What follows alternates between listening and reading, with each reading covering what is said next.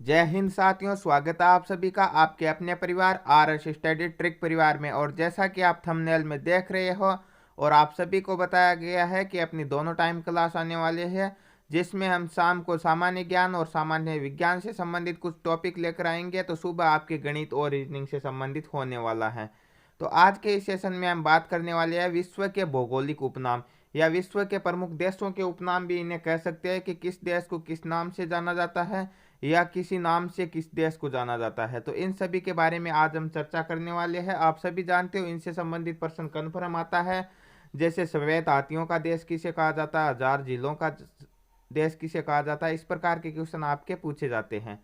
तो करते हैं शुरुआत से पहले यदि आपने चैनल को सब्सक्राइब नहीं किया है तो सब्सक्राइब जरूर कर लीजिए और नोटिफिकेशन बेल को भी ऑन कर लीजिए, ताकि आने वाली वीडियो की पल पल की अपडेट आप तक समय पर पहुंचती रहे। साथ ही इन सभी की पीडीएफ और अनेक प्रकार के नोट्स प्राप्त करने के लिए आज ही हमारे टेलीग्राम को ज्वाइन कर लीजिए, जिसका लिंक डिस्क्रिप्शन में दिया गया है।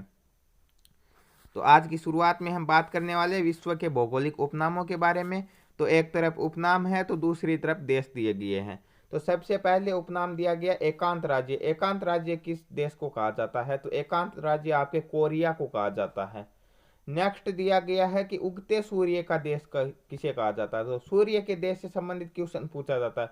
क्या क्या पूछा जाता है? एक तो उगते सूर्य का पूछा जाता है, एक डूबते सूर्य का पूछा जाता है और एक मध्य रात्रि के सूर्य से संबंधित पूछा जाता है।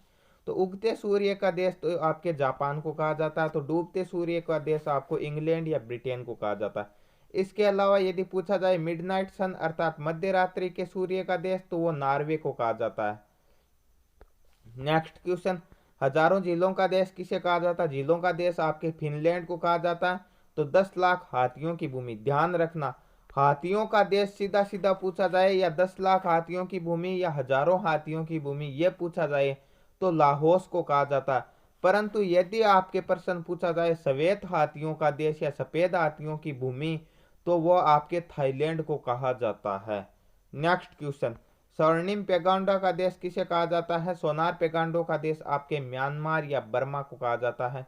नेक्स्ट क्वेश्चन, संगमरमर की भूमि किसे कहा जाता है? इटली को कहा जाता है संगमरमर की भूमि। ये आ गया। ये लो, अभी अभी हम चर्चा कर चुके हैं कि मध्य रात्रि के सूर्य का देश किसे कहा जाता है? नॉर्वे को कहा जाता है। नॉर्वे की राजधानी ओस्लो है, ध्यान रखना। नेक्स्ट क्वेश्चन, 7 पहाड़ियों का नगर या जिसे शाश्वत नगर या इंटरनल सिटी के नाम से जाना जाता है, किस शहर को जाना जाता है?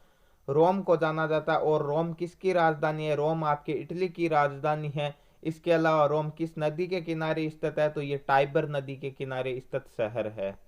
नेक्स्ट क्वेश्चन, सांपों का देश या विश्व का कहवा पात्र जहां पर कॉफी का सर्वाधिक उत्पादन होता है, वो देश कौन सा? ब्राजील है। सांपों का देश भी ब्राजील को कहा जाता है।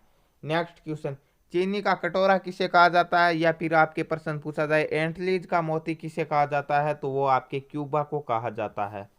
नेक्स्ट दिया गया गगनचुंबी इमारतों का नगर या फिर स्काई स्क्रैप्स का नगर किसे कहा जाता है? तो न्यूयॉर्क को कहा जाता है। प्यासी भूमि का देश किसे कहा जाता है? प्यासी भूमि का देश आपके ऑस्ट्रेलिया को कहा जाता है। इसके अलावा यदि पूछा जाए सुनहरी ऊन का देश, ठीक है, सुनहरी ऊन का देश किसे कहा जाता है? ऑस्ट्रेलिया को कहा जाता है। और सर्वाधिक ऊन वाली भेड़ ऑस्ट्रेलिया में पाई जाती है, जिसका नाम क्या है? जिसका नाम है मेरिनो। मेरिनो नामक भेड़ किस देश में पाई जाती है? ऑस्ट्रेलिया में पाई जाती है। नेक्स्ट क्वेश्चन, लोंग का द्वीप नहीं है, द्वीप किसे कहा जाता है? लोंग का द्वीप आपको पता है जंजीबार को कहा जाता है। तो मोतियों का द्वीप बहरीन को कहा जाता है। वज्रपात की भूमि किसे कहा जाता है? वज्रपात की भूमि आपके भूटान को कहा जाता है। तो यूरोप का अखाड़ा किसे कहा जाता है? ध्यान रहिए, यदि पूछा जाए यूरोप का अखाड़ा तो बेल्जियम को कहा जाता है, परंतु पूछा जाए यूरोप का खेल मैदान तो वो बेल्जियम नहीं होगा, स्विट्जरलैंड को कहा जाता है। और यूरोप का रुग्ण पुरुष या यूरोप का रोगी किसे कहा जाता है? टर्की को कहा जाता है। जो पहले टर्की था उसके बाद में क्या हुआ था? उसके बाद में तुर्की हुआ था। और वर्तमान में इसका नाम तुर्की भी नहीं है और चेंज कर दिया गया। क्या चेंज किया है? तो ध्यान रखना, तुर्कीय किया गया है। वर्तमान में क्या नाम चेंज किया? तुर्कीय किया। यह नाम इन्हें करने की आवश्यकता नहीं है, हम भारतवासी वैसे ही बोल देते हैं, तुर्की को तुर्कीय बोल देते हैं, कोई ज्यादा बड़ी बात नहीं। नेक्स्ट क्वेश्चन, एड्रियाटिक की रानी किसे कहा जाता है? एड्रियाटिक की रानी वेनिस को कहा जाता है। और वेनिस कहाँ स्थित है? इटली में स्थित है।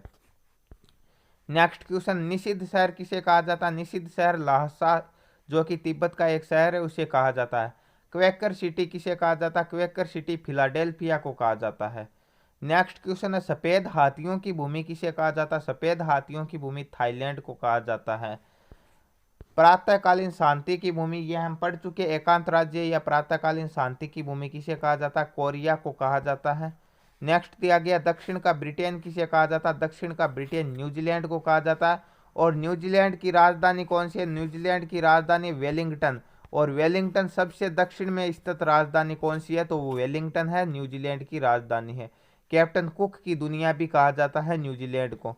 नेक्स्ट क्वेश्चन है, पवित्र भूमि किसे कहा जाता है? यरूशलेम या फिलिस्तीन को पवित्र भूमि कहा जाता है। नेक्स्ट क्वेश्चन, यूरोप का रोगी, ये लो फिर से आ गया, तुर्की को कहा जाता है। यूरोप का खेल मैदान किसे कहा जाता है? यूरोप का खेल मैदान स्विट्जरलैंड को कहा जाता है। अभी अभी हम पढ़ चुके हैं कि यूरोप का अखाड़ा तो आपके बेल्जियम को कहा जाता है, परंतु खेल मैदान स्विट्जरलैंड को कहा जाता है। स्वर्णिम मीनारों का शहर किसे कहा जाता है? स्वर्णिम पैगांडों का शहर तो आपके म्यांमार को कहा जाता है, परंतु स्वर्णिम मीनारों का शहर आपके ऑक्सफोर्ड को कहा जाता है। और स्वर्णिम द्वार का नगर किसे कहा जाता है? स्वर्णिम द्वार का नगर, यहाँ मिस्टेक है थोड़ी सी, सैन फ्रांसिस्को, ये एक साथ सैन फ्रांसिस्को कहाँ पर है? अमेरिका में स्थित है, इसे कहा जाता है। तो ये थे विश्व के प्रमुख भौगोलिक उपनाम जहां से क्वेश्चन पूछने की ज्यादा संभावना रहती है। यदि जानकारी अच्छी लगी है तो वीडियो को लाइक कर दीजिए और चैनल को सब्सक्राइब कर नोटिफिकेशन बेल को भी ऑन कर लीजिए, ताकि आने वाले वीडियो की पल पल की अपडेट आप तक समय पर पहुंचती रहे। मिलते हैं नेक्स्ट पार्ट में, तब तक के लिए जय हिंद, जय भारत।